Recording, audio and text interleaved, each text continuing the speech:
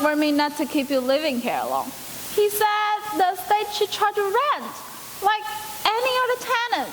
But not to charge you rent was irresponsible, psychologically unhealthy. But I honestly believe that I was doing the right thing by giving you some time to find yourself. But now, I'm not so sure.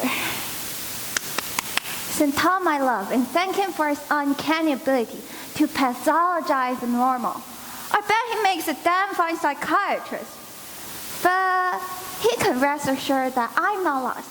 If I do get lost, if I fall behind the sofa or something, I'll be certain to let him know. How about we draw scribble letters, like we used to determine who chooses the pizza toppings? Whoever picks the highest letter gets to decide about the house. Sometimes I want to shake you, Maya talk. All that beauty, all that intellectual talent. Don't you have any desire to contribute, to leave a mark on the world? Who wants to go first? Okay, I will. Have you and Todd ever considered that all progress isn't measured by the gross domestic product? I contribute plenty. I nearly completed 2 self-portraits. Mama's tomato crop is having a bumper year. I set up bird feeders all over the raspberry grove and nectar dishes for butterflies. We have a pair of Orioles nesting in the oak tree. Do you really believe life is all about butterflies and flowers and doing whatever you darn please? That was just practice. This is for real. Highest at the wings. Mama's stairs hadn't changed it at all.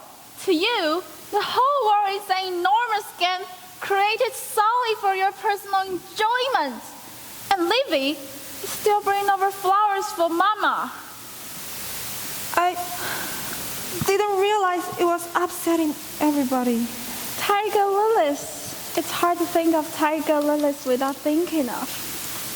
What the hell is this? Cement. I just found this blouse. You better wash it all before it hardens.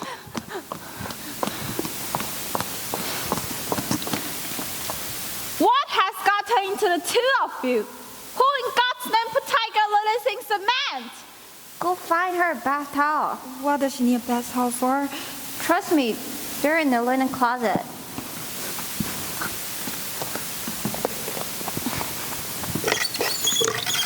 What the fuck? There aren't any bath towels left. Bring a couple of face towels then. This is total bullshit. The only thing that's left are clothes diapers. Then you better bring them quickly.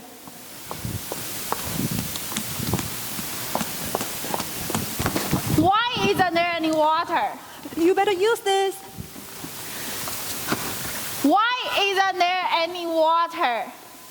Promise me you won't get upset. I'm covered in cement. I'm already upset. Can you at least promise you won't get more upset? I have 3 children under age 5. I'm always more upset. Maybe we should put this conversation off until they've grown up. Damn it! What happened to the water? They shut it off. Who shut it off? Whoever shut it on in the first place. The water company or whatever it's called. Well, why did they shut it off? I don't know, they just did. For heaven's sake, this isn't Baghdad Kokoda. They don't just shut the water on and off randomly. If they shut it off, I'm sure they had a reason. You never know with those water people. They can be very mysterious. Have you been sending me the water bills? Maybe.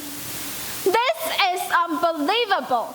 I ask you, can I trust you to put all of the bills out of the mailbox and take them to me? Or do I need to have Mama's mail forwarded? And you said, of course I can mail you the bills. Do you remember that? I didn't ask you to go out and get a job and pay the bills, even though you're 27 years old. And most 27 years old don't rely on their elder sister to pay the bills. But all I asked of you was to take the mail out of the mailbox, place them in a vanilla folder, and send them to me. How hard could that have been? I sent you the other bills, didn't I? the electric bill and the mortgage and the rest of them. And you held on to the water bill for safekeeping? I threw them out, every last one, and overdue notices. For any particular reason? I thought they were scams. Excuse me? You thought the water bills were a scam? You know, like the Publishers Clearinghouse, or those guys in Nigeria who want money to help recover the stolen treasures of the Belgian Congo. I guess never occurred to me that people actually paid for water. When you begin to think about it conceptually, it doesn't sound too credible. What planets do you live on? Please, Delilah, hear me out. No, you hear me out. Do you really believe water just falls from the sky? It depends on thousands of people running large, complicated machines. Most of the people spend their entire life doing back-breaking labors from dawn to dusk to pay for clean water. Maybe if you had a job, maybe if you broke a sweat once in a while, then you'd appreciate the value of a glass of water. I guess I thought water was like air or sunlight. Nobody pays for those. And you don't have a job either. I don't have a job? I tell you what, Miss Butterflies and Tomatoes. Tomorrow, you explain to Eleanor why we don't visit Burma Muriel anymore. And then you call the Department of Motor Vehicle and tell them Mama can't possibly have gotten a citation for reckless driving that month. Because she's dead. Dead. And then you wait on hold while the clerk looks for her supervisor because deceased in a choice on the appeals form. And then you try to explain what that means to Virginia, who keeps asking if it's raped by pirates. And then you spend 45 minutes on the phone with the DMV supervisor until his shift ends, and state don't prevent him from working even one more minute because he's maxed out on overtime for the week. So he suggests you call back in the morning while his hours start again. So you give up for the day and drive Virginia to afternoon kindergarten, where she explains to the children that Grandma Muriel was raped by pirates. Pirates from Mexico, nonetheless. So you spend the rest of the day in emergency meeting with the school psychologist and district social worker, and after you do all that, you tell me that I don't have a fucking job. Todd was right. I should have tried to rent. Look, I'm sorry about the water. Anyway, I'm the one who is inconvenienced. I had to go next door to get water for mixing the mortar. You poor girl. I made the most horrific discovery when I went next door for the water. That the neighbors also pay for water? That all of the neighbors are dead. She's making that up. She always makes things up because it sounds good. That doesn't sound so good to me. I'm not talking about the current neighbors. They look healthy enough, and they were happy to give me water, particularly the wife. She was too happy to ask me, as though she'd been waiting for me her entire life with almost biblical desperation, like Rebecca waiting for Isaac at the well. And when the husband left for his tennis match, she started in about how they were trying to have a baby. And then she kept apologizing for telling me that they were trying to have a baby because maybe I was too, and she didn't want to bring up unhappy subjects. All of this, mind you, in the course of 15 minutes. And after I filled out the bucket, she giggled in this nervous way of hers and said, "We are just like Lucy, Ricardo, and Alfred Mertz." So you killed her? No, I didn't kill her. But then the woman started weeping because she remembered that Lucy Ricardo did have a baby. And I was trying to comfort her.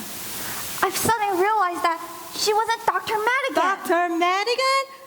How could you possibly mistake a crying woman for Dr. Madigan? He must have been 6'5", and he had a long white beard. I can't imagine him crying. Whatever. I wonder why this woman is having a hard time of it. She doesn't look like Dr. Madigan, Livy, but she's living in his house. Only now it's her house because Dr. Madigan is dead. I've known this for years, of course. Mama and I even went to his funeral out on the Long Island. But it never really sank in until this morning, sitting in what used to be Dr. Madigan's kitchen. Do you understand what I'm driving at? All the neighbors who live on this block where we're growing up are dead now. Mrs. Fremore and the fat woman with the three-legged cat, and Rabbi Tinkelbaum and his wife, and crazy Mrs. Hoffmeyer. I remember crazy Mrs. Hoffmeyer on Halloween She used to give away those boiled fruits, instead of candy. kumquats, and stew pears. And she'd insist you come inside while she sold the fruits. And you'll be looking at the clock the whole time, knowing that valuable trick-or-treating minutes were evaporating forever. But Mama still made us go there. Because none of the other children did. And it made Mrs. Hoffmeyer feel useful. What nutcase that woman was. Oh, how I dislike crazy Mrs. Hoffmeyer. Well, she did. They're all dead. The houses are full of young couples with snot-nosed children and overfed dogs and station wagons and tricycles and goldfish waiting patiently for their turns to swim down the toilet, just like 25 years ago. Only then, we were those snot-nosed children. It's as though someone pulled a lever and started everything all over again. So the neighbors are dead. They were nice people. Except for crazy Mrs. Hoffmeyer. With the exception of crazy Mrs. Hoffmeyer. They were nice people. And didn't Dr. Madigan go to the prison for watering down cancer drugs? Some of our neighbors were perfectly nice people, but we hardly knew them. I think I exchanged 10 words with Dr. Madigan in my entire life, and I saw crazy Mrs. Hoffmeyer once every year. So I'm sorry they're dead. Sincerely I am, but I don't understand what it has to do with us. If I thought about it, I would have realized that Mama's turn was next. That everything has a logical order to it, an inevitable order. And after Rabbi Tinkelbaum's wife, Mama was the last one still here. That a part of Mama started dying when Mrs. Hoffmeyer took those pills, and when Mrs. Remore's liver went haywire. By the time Iron Tinkelbaum's heart stopped beating, very little of Mama remained. I knew that at some level, but I didn't really know it. I don't understand what it has to do with not paying the water bills. When I was looking in the attic for a water bucket, I found carbon copies of some of Mama's letters. They really are priceless. Oh, the letters. All those years. So much fun spending time together like this. In the house we grew up in. In a house we're selling. We need to get this place in order. I have a perspective for a lineup. You're joking? With Mama hardly cold in her grave? Mama died last June. It's been over a year. It feels like it was yesterday. Sometimes I think it's always going to feel like it was yesterday. I'm not heartless, you know. It's so easy to walk up those front steps. Imagine Mama sitting at that desk writing letters. But it wasn't yesterday. It was 14 months ago. We need to get this place presentable before the buyer gets here. When is he coming? Around 5 o'clock. 5 o'clock today? Unfortunately, if you told me about the water, I would have postponed. We'll have to make sure he doesn't turn on any of the taps before we get it running again. I can't believe you went out the front burner on your own. I didn't find him. He found me. It's Felix Hoffmeyer. Crazy Mrs. Hoffmeyer's son. The one who couldn't ever get his permission slip signed to go on the field trip. I remember him. He even took his grandmother to the junior prom. It was his great auntie. Everybody in my grade called him uncle after that. He just got married. Get this. He just got married to a guy named Hoffmeyer. He met him doing a roll call for jury duty. Now, his name is Felix Hoffmeyer. And he called you up and said, I heard your mother died. Can I buy her house? He wrote me a card, actually, right after Mama died. He said he'd sorry and he'd always admire Mama very much, but also that when the time came, he would be very interested in looking at the property. He followed up with a note 6 months ago, and then another one last week. He really seems to want the place. Maybe they're father's treasure buried under the yard. Well, let it stay buried. I'm not selling my childhood memories to Felix Hoffmeyer. Maybe you should put all this junk into garbage bags and take it up to the attic. And I know you don't want to hear this, but you'll have to do something about the wall. You stay away from my wall, Delilah. This is my third of the house, and you keep Felix Hoffmeyer the fuck out of it.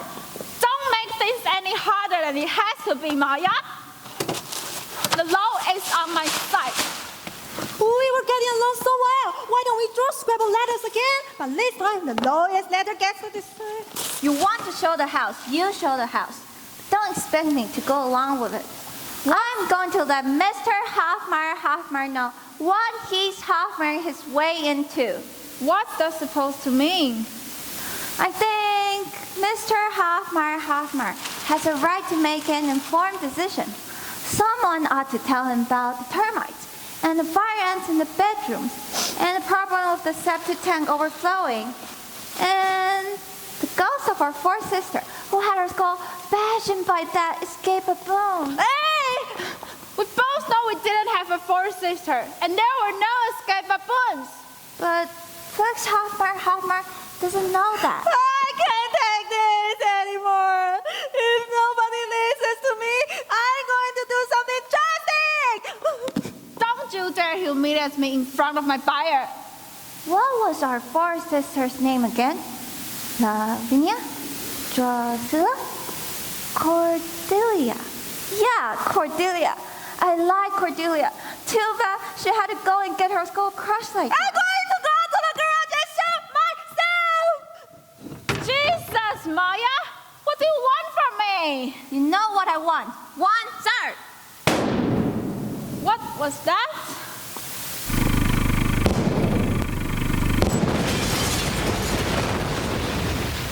Sounded like a car backfiring. I didn't see it coming. Are you hurt? I think I'm dead.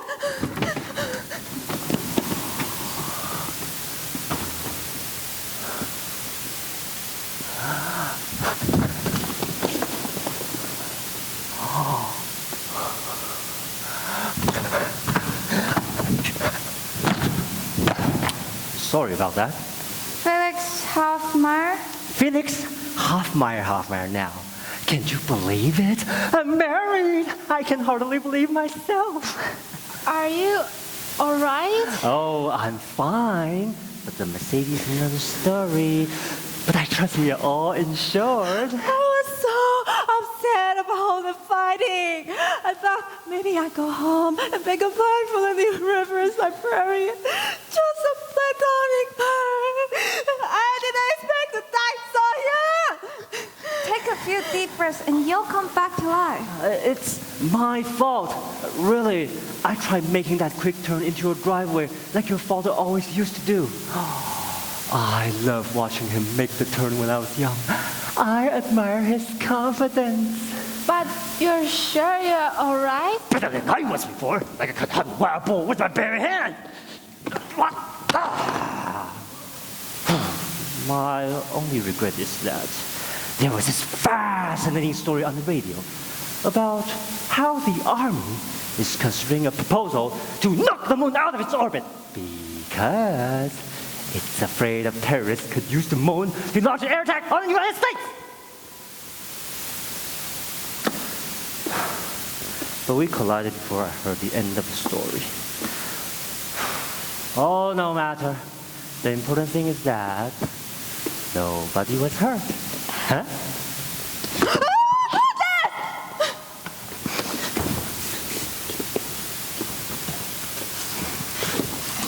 Be careful not to move him. On television, we always make sure not to move the victim's body. Call doctor, call 911. Don't bother. He's dead. Dad? He doesn't have a pulse. Dad? Like, not alive anymore? Dead. The first of the neighbor's children is dead. Shouldn't we perform a CPR or something? Are you crazy? If he wakes up, He'll sue us. He'll sue you. He'll end up with the house, all of it, and we'll get nothing. Maya, what are you doing? It's hopeless. He's dead. I can't believe I killed Phyllis Hoffmeyer. You've killed my buyer! That makes this an active crime scene, doesn't it? Now you won't be able to sell the house for years.